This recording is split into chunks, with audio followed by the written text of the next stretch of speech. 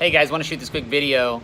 I talked to these two women yesterday, and it made me think about this idea that failure, when failure is sometimes a choice. It's like there's these people sometimes where they don't need to learn something new, right? They don't need to get skills. Like they're accomplished individuals. They know things. They have skills, but they just refuse to do like the uncomfortable things. Sometimes I tell people, I'm like, look, people that make the most money in business, from what I've seen, all the people that I've met and all the people that I've sort of come across, it's never really the smartest people. Like the smartest people actually don't tend to do that well.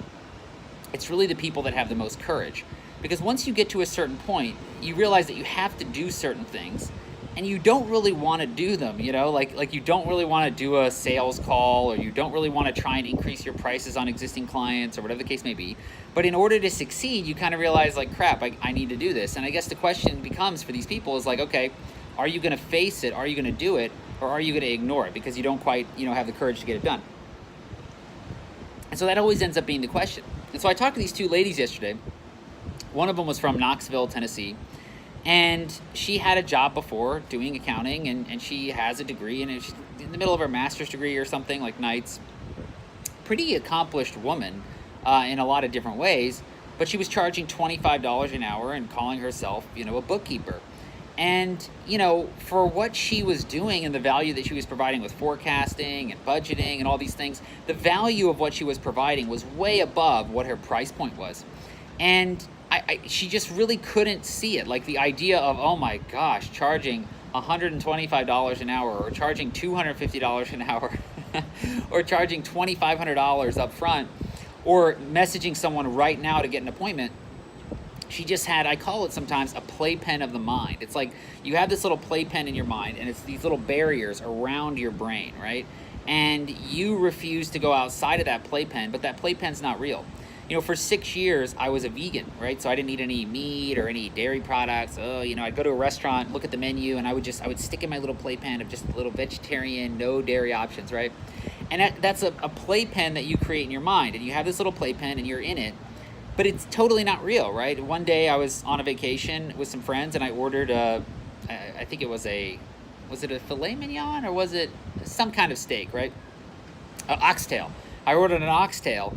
And I ate it, and the world didn't come to an end. I was no longer a vegan, and I'm sure people freak out about that are vegan, but I did it, and everything was the same, and I realized that was really a good breaking point for me, because I realized there's so many little things that we put in our mind, these little playpen markers that hold us back from doing things that we need to do. And did I need to eat meat? No, but the point is that being more flexible in your mind and seeing that you could do things maybe differently than what you're currently doing, even if it's uncomfortable, is a gigantic advantage. And most people who are just getting started, it's number one problem. I talked to this other woman who had a really bad playpen of the mind. She had a lot of different ones, right? Like, oh, I'm too old, and and she was only like 52. I'm like, both presidential candidates in the last election were 70 going into that job. If you're 52 and you think you're old, I mean, geez, you're basically 1 foot in the grave at this point in your mind, but you're totally in great shape. But I think the worst one that she had is in her business, she was focused on helping, construction and contractors, right? She was focused on helping these people. And her husband happened to be an executive at a hardware store, a major hardware store in the area. So she knows literally dozens of construction and contract guys. Did not reach out to one of them. Why? Well, I don't want to see people at the grocery store. Well, if I go play golf, I don't want to see my clients, right? I mean, what is this, right? You know what? It's like, look, in your situation, you've said, I want to work with these type of people. Hundreds of these type of people.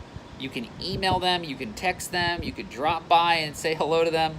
No, I can't do it because I want to go to the grocery store without seeing someone. I mean, so the point is that both of these women in particular, and this isn't the case for everybody. I mean, there are some people that legitimately don't have skills, that need to learn some skills, that need to learn how to do things, that need to learn how to talk to people.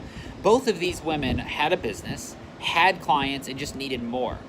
And in that situation, and one of them was doing over 6 figures, so it's not even like they were just getting started necessarily. So, but in their situations, their failure was 100% a choice. It was just a choice. And they would never admit that to you, right? They would never admit that to themselves. But if you really could sit down with them and you could get them to open up and be honest with you, they would not be able to hide from the fact that their failure was something that they could overcome, right? Like the woman with the hardware store, for example, she could just email the 100 or so dudes that she knows that own a construction company and set up a lunch or set up a coffee, but she just refused to do it. And she's trying to get these appointments somewhere else and blah, blah, blah, blah, blah. And then this other woman could just simply increase her rates, just try to do it for 125, which I think is low in and of itself, but from 125 to 125 is quite a hop. And so, just try to increase it, right? But they just won't, and they just stop. And so I'm always looking for these myself too, because we all have them. Like I used to have one that was like, oh, I can't work on the business and operate the business on a daily basis. Oh, I can't do sales and run the rest of my business. Oh, Or I remember when I first got started, I told my wife, I said, babe, why would somebody do sales? You have 5 meetings and you only get 1 client. Seems like a big waste of time, But then what was I doing that was more important than building revenue, right? What was more important than building revenue? So I'm always looking for the little stories that I tell myself, and I try to analyze myself because I still have playpens of the mind. We all have them, right? We all have them at different levels. Sometimes it really takes someone who's beyond you, someone who's made it farther, someone who's done the things that you want to do, someone that is further down the road to come back and say, hey, that wall is it's not real. You can just bring that down and go outside of it. And, sometimes it's with real, but here's the crazy part, guys. The stuff that I generally help people with, it's not like, crazy stuff. Like, imagine when when John F. Kennedy first said, hey, we're going to put somebody on the moon, and everybody thought, oh, that's crazy. Like, then he put somebody on the moon, and then you're like, oh, hey, we can go to the moon. Like, your view of what's possible expanded, right?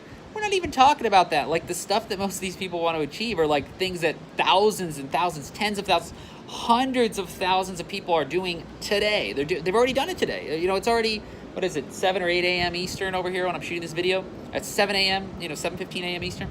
And, hundreds of people are going to do, thousands, tens of hundreds of thousands of people are going to do what they want to do today. I'm not telling them to go to the moon. I'm not telling them to go to Mars and do something that's never been done by humans. Like, they're doing it right over there. They're doing it right over there. Just get in on the party, dude. So I always find it interesting when that's going on, but you got to have other people around you to look inside. I have my wife, I have 2 different business coaches, I have a therapist, and I always say to people, I'm like, look, you got to have these people around you to crack open your skull and be like, hey, that ain't right, dude. That right there ain't right. That's not right. That's not right. To help you expand your view of what's possible, because most people have so much more potential than anything they could even imagine. So I hope that you guys are crushing it out there. Have a great rest of your day, and we'll talk soon.